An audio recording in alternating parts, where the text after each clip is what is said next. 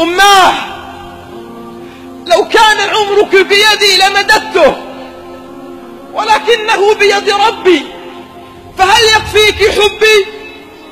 الأم هي الحب الثابت الذي لا يتغير. كل من حولك يتغير إلا أمك،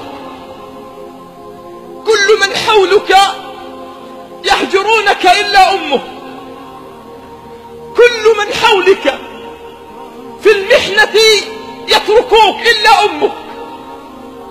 أمك التي لا يشبهها في الوجود أحد، أمك التي خلقت مرة ولا تعاد، أمك التي خلقت مرة ولا تعاد. كم سهرت لترتاح، وكم تعبت لأجل أن تنام وترتاح. أفلا تذكر يوم كنت تنام بلا غطاء فتستيقظ على غطاء؟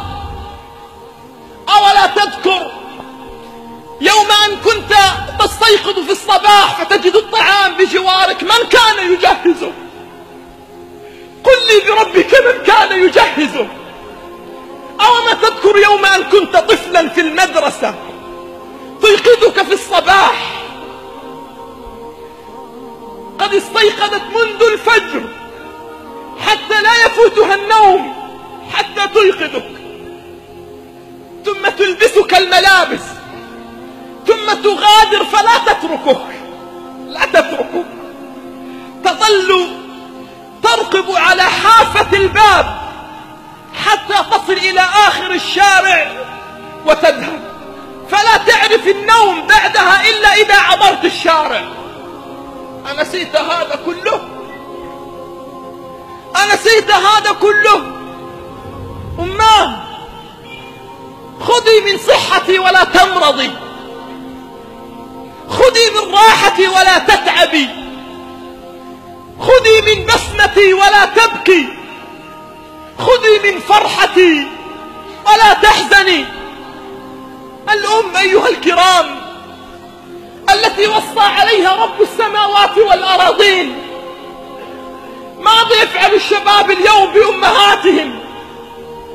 ماذا يفعل الرجال اليوم بأمهاتهم؟ بل بعض الشباب لا يرى أمه إلا في المناسبات، يضع رأسه ووجهه إما في التلفاز وإما في هاتفه. والله بعضنا بل إن لم يكن معظمنا يرى شاشة هاتفه أكثر مما يرى أمه، يقلب الصفحات على الإنترنت أكثر مما يقلب الذكريات والبسمات بجوار أمه.